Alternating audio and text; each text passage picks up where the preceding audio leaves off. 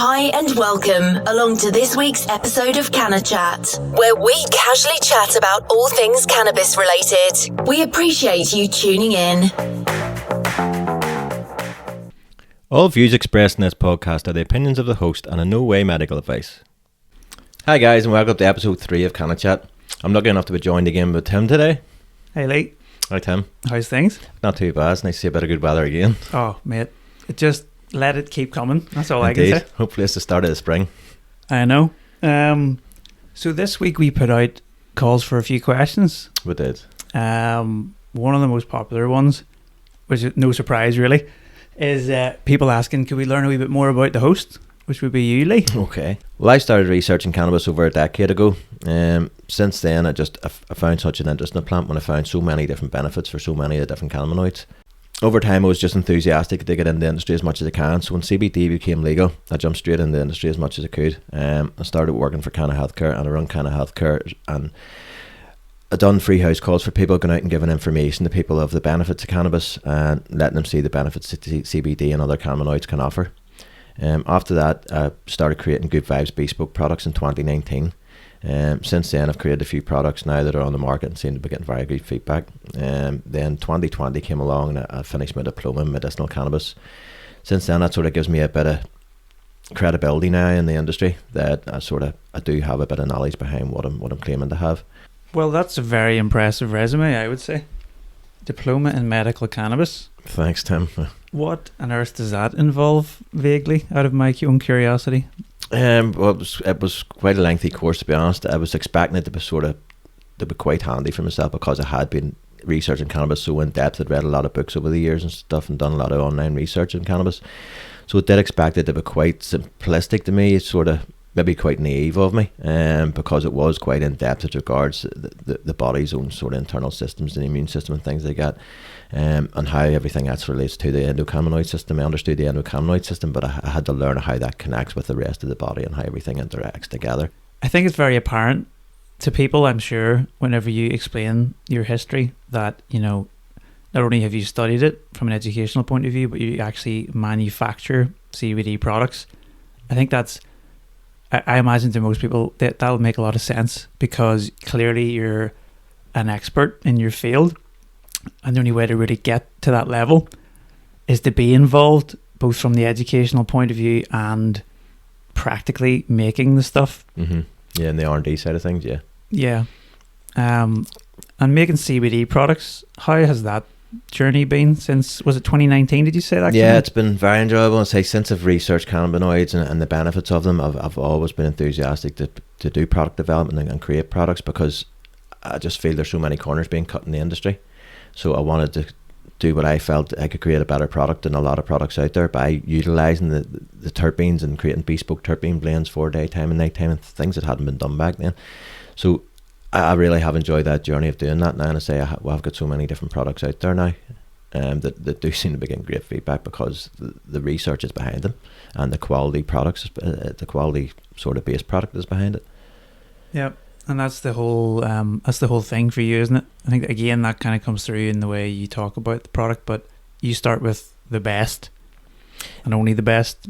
I feel you have to. I mean, a product, I don't believe any product should go out the door unless you know it works. Any products we create, we put out for trials. Every single product has been put out for trials with 10 to 20 people. We make sure the feedback is 100% what we want before we think of releasing the product. If a product doesn't work, there's no point in releasing it. It's pointless. Every CBD product that's put in the market should have benefits. If it don't, it's just getting cannabis and CBD a bad name. Another question that a few people sent in, could you please explain and go through some of the different ways to consume cannabis and CBD? Okay. Well, combustion's your first go-to that people have used for years, with joints, bongs, pipes. That's your main... Setting it on fire? Yeah, pretty much your main forms of combustion. That's clearly, obviously now one of the most unbeneficial ways, I would say, to consume cannabis. Certainly least benefits from it, and certainly side effects in regards long term. If you're over consuming, you can have lung issues and so on. People then turn to vaporizing to try and make it a safer, healthier option. Vaporizing was great for so long. People vaporizing flower. It is a lot more beneficial and a lot safer than combustion. But then we got on to sort of vape and concentrates then came next, which again came to the dabbing scene. It's all well and good people using concentrates, but it becomes it's like everything, overconsumption comes into play with a lot of people, and there's a big issue now called CHS, which is Cannabis Hyperemesis Syndrome. It's become quite common in America over the last 2 years. It's broke into the UK in the last year to 2 years with certain people. So there is people have came down with CHS, and it's actually become so common in the last few months that the NHS have actually addressed it now and put out a care sheet about CHS. CHS, as much as THC is anti-nausea, and when you consume too much of it over such a long period of time, it can actually cause nausea. It can cause serious sickness and serious abdominal cramps. It can cause dizziness. These are some of the main side effects of CHS. Now, the only way to apparently stop CHS is to stop cannabis completely, is the way the NHS are claiming. Now, I know people who have had CHS, and I've read a lot about people who have had CHS. It doesn't seem that you need to stop taking cannabis totally, but you do need to certainly drop your consumption very, very much so. You need to drop it right down to zero for certainly a few days until you're feeling better, and then you need to gradually introduce certain cannabinoids that are beneficial to yourself, or you feel are beneficial to yourself over time. Reintroducing those cannabinoids slowly, you'll know if you're getting any side effects again. But again, you shouldn't get any bad side effects within a few weeks if you start reintroducing cannabinoids, if you're not over consuming. I mean, some of these people that are over consuming are maybe eating 4,000 to 5,000 milligrams of edibles a week, and they're consuming maybe 5,000 milligrams of concentrate through dabbing or joints a week. So there's maybe 10,000 milligrams of THC a week. That's serious consumption. That's why this is coming out. It's not like it's just came out of the woodwork. It's a case of just overconsumption. I mean, concentrates weren't available to the degree they are now. Years ago, people were only able to buy flour basically to consume cannabis. Now there's so many different concentrates of different types, as I've explained before in the podcast. And like I say, so many people are just getting carried away with it. And this CHS has just, it's really taken off this last year. It really does seem to have come out of the woodwork. As much as it's been there in America, nobody has really knew about it over here. Where now there is a lot of sort of lads in Northern Ireland who have actually been struck down with it in this last sort of 6 months to a year. So it does seem to be becoming quite common now. That to me is something that needs to be addressed as regards when we're talking about different ways to consume, because it's so easy to consume more certain ways. It's like edibles. People can overconsume edibles, not in that sort of way of danger of catching CHS or things like that, but as regards tolerance, if someone's consuming edibles, if someone smokes a joint, they'll feel that straight away. Same with vaporizing, you'll feel it almost immediately. But when you consume edibles, it takes a while for it to bypass through your system, so it can take maybe half an hour to an hour for you to actually feel the side effects of an edible. So the problem with people taking edibles is they'll maybe take one chocolate and think, that's not very beneficial. 10 minutes later I don't feel nothing, so they'll take another chocolate and they'll think 10 minutes later I still don't feel nothing, they'll maybe take another chocolate. By this stage the first one has just started to hit them, then the second one comes, then the third one comes. By this stage they're lying on the sofa and not able to budge. So this is the problem with over-consuming tolerance wise. It's a totally different overconsumption as regards CHS. This is people over-consuming on a daily basis over months and years, and it just catches up. And that's something I think needs to be, people certainly need to be made aware of, because there's a lot of people in the industry still not aware of CHS. There's a lot of people are starting to catch on to it, but there's so many people unaware of it, and people are getting sick and not realizing why they're getting sick, because as I say, they are consuming such vast amounts of THC. Wow, that's quite scary. I want to ask you more about CHS, like what are the symptoms, but just before I do, could you tell me what is dabbing? As a noob, I have no idea what that means. Okay, dabbing is it's a way to smoke these high concentrate oils. Okay, like I say, high concentrate oils come in different consistencies and textures, but they basically come between 60 to 95% concentrate. Okay, so people consume these. It's similar to a dabbing would be similar to a bong. People will use what's called a dab rig, which is very similar to a small bong, a shrunken bong. You can put these concentrate oils into this, and basically you're smoking them straight away. So people are consuming like 90% THC in one shot. Just so it is quite high concentrate. It's basically, it's people that have been in the industry for in the community and in the scene for so many years have been consuming flour, and then the concentrates come out. And the concentrates are very, very, the very high levels of terpenes, some of these concentrates, so they're very flavoursome. And a lot of these people sort of that have been smoking cannabis for so many years are flavour chasers. They smoke certain strains for the flavours because the flavours are so nice in these strains. When they're smoking recreationally, they'll be smoking these strains specifically because the flavour's enjoyable, and they're enjoying a bit of the high, but they're smoking certain strains because that flavour is a flavour they like to taste. So with the concentrates, the flavour's ramped up so much more. So they're enjoying that so much more. So that's why a lot of them turn to concentrates, is simply for the flavour profile of it. Okay, it's not always for the real extreme high. Some of them are going for that flavour profile, but then they're over consuming by that. Well, that was nice. So then your tolerance builds. It's like anything. You start using more of anything, your tolerance builds. Yeah. It's like I tell anyone taking CBD, you should take a break every 5 to 6 weeks for 1 to 2 days. Yes, you might feel a wee bit rough because your ailments will come back, your anxiety, your backache, whatever the case may be, the reason you're taking your CBD. But the thing is, it'll drop your tolerance down to where you're not increasing your CBD use every single day. It's like anything, your tolerance is going to raise no matter what you're taking every day. So if you're doing that, then if you're consuming 10 to 20 milligrams of CBD to keep yourself balanced every day, in 3 months' time, you'll be consuming twice that. So to keep your tolerance down and to save yourself money and to keep consuming less, then you just take a break every 6 weeks. And it's the same with people recreationally. You should do the same. Take a wee tolerance break every now and again. Just drops your tolerance down to where you don't just keep over consuming more and more and more, to where you're at the point to where some of these boys are, where they're smoking a gram of concentrate a day, which isn't cheap either. But again, it's not down to the money, it's down to the health that we're here to discuss. Do you know what I mean? And that's, I think, a big issue for people, because some of these people are consuming maybe a gram of concentrate a day. That's quite serious consumption. If they're eating edibles at the weekend, they're maybe eating 3,000-4,000 milligram edibles on top of that. Again, that's serious THC consumption. Yeah. In comparison to when you go back, maybe 10 years ago, and people were only consuming hash, flour, things like that. It's off the charts now, the levels that people are consuming in comparison to what they were back then. What are the symptoms of CHS, Lee? Well, dehydration, cramps and sickness would be your main ones. The first, because cannabis and cannabinoids are sort of connected to your digestive tract and things like that, because your digestive tract open and close. What happens is people's appetite will generally be lost first. That'll be the first side effect. People notice they lose appetite and don't really want to eat. They'll get up in the morning, they'll feel a bit of nausea. They'll have that feeling where they think they're going to be sick, but they're not. They don't get the actual nausea first. That can last. That's actually, from what I've researched, that can actually last for months. People getting up in the morning just feeling that sickness, like a morning sickness nearly, like a nausea. After that, the next stage, it seems to come in 3 stages, the claim. The next stage is the extreme sickness, to where you have serious abdominal cramps, sickness and dehydration. This is where you're just buckled over being sick and can't stop it, can't figure out why. Now, at this stage, the only thing stops it is stopping to consume cannabis. And the problem with a lot of people consuming cannabis is, a lot of people realise that THC is anti-nausea. So they're getting sick, they're going, right, I'm going to consume some cannabis to help myself here, to balance myself, and they're actually making themselves worse. So what people really need to realise, that's why I'm trying to raise awareness to CHS, because people could actually be making themselves worse when they're trying to help themselves. So as much as THC is anti-nausea, when it's consumed in these amounts over such long periods of time, it does the opposite and actually makes people sick. And that's the main issue for people.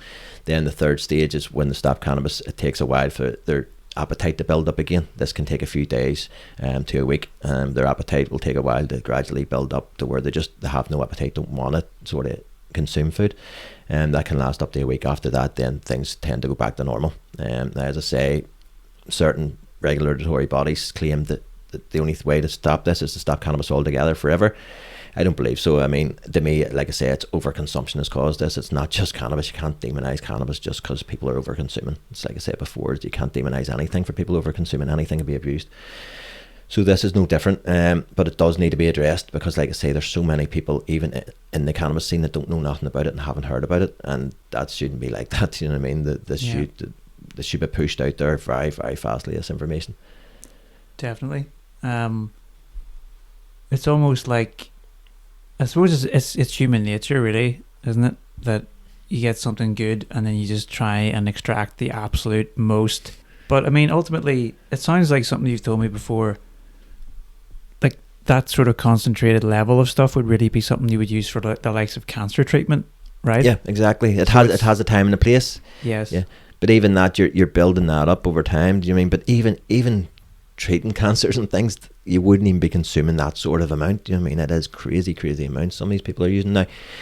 not everybody's going to need to consume 10,000 milligram a week. Some people have a low tolerance, and some people maybe never consume cannabis, and maybe CHS will come along and catch up with them if they're only consuming 500 milligram a week.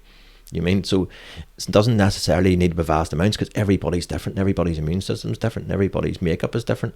So that's why you can't specifically say it has to be this much over such a period of time, because everybody is different.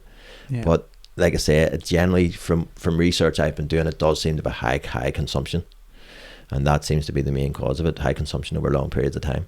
Yeah, it's interesting you say as well, it's maybe do you think the legalization of cannabis in America has maybe in some weird way led to this being more prevalent? Because if you make it legal, then people can get more used to it, and then people start messing with it and saying, well, how far can we go? Yeah, totally agree. I mean, it's the same here. We're very restricted here because of the legality. That's very negative, because there's so many children that can't access medical cannabis because it's so hard to access medical cannabis in this country. England, not so much now. It's a bit easier than it is over here. But it's still a lot of hoops to jump through to get that for children. It shouldn't be like that. So there is balance. I mean, they've legalized it in America, like you say now, and people are now going over the other side of things, where they're just playing with it as much as they can and creating this sort of high concentrated products as they can. So there is a balance. And as was said before, it's all about balance. I keep coming back to balance again and again. It's always going to keep coming up, because that is the key to cannabis. It's about balancing the right cannabinoids for your system, for you, to give you a good quality of life. Everybody can have a good quality of life through using cannabis the right way. But like I say, if you abuse it, then this is what happens. Yeah, well, I think there's no better example of balance. I know you said, we say it all the time, but what a great example. Just speaking about America and its legalization, I don't know if you know about this. I saw Rogan posted, Joe Rogan, on his Instagram today, that it is now federally legal. Don't know if you know anything about that, or if that's worth mentioning. But because I always knew it's weird the way the laws work there, right? There's sort of federal legality and then sort of state legality. Yeah, and because there were so many different states, one state then another state, and then it's just escalated so much, and it should be. So I think I literally saw a screenshot. It's now federally legal, and Joe Rogan wrote something like, come on, let's go. That was all I saw. But I mean, any of this is all progression. Do you know what I mean? And it's just finding that balance. It takes people with responsibility after this. Once the market has any sort of regulation, that just takes a bit of responsibility on the people in the industry. I mean, there is people that have great responsibility. I mean, there's some of the biggest breeders in America are carrying great responsibility, like the Jungle Boys, like the Cookies. They are carrying great responsibility because they're doing things properly. I mean, they're growing mass amounts of plants. I mean, they're growing plants under thousands of lights now. Jungle Boys started under maybe 10, 20 lights. They're now growing under thousands of lights. They are multinational, but they're doing things right. They're not putting PGRs in their plant. They're not putting contaminants. Everything is done by the book and 100%, and they've got passion for what to do, and they're giving education alongside everything. So companies like that should always be at the top of this industry and deserve to be at the top of this industry. But again, there's so many cowboys in every industry. It's not just the cannabis industry, so we can't say just because cannabis is legalized that it's going to be full of cowboys doing this, that and the other, because it's the same way alcohol, when alcohol was legalized after regulation and stuff, do you know what I mean, with moonshine and everything.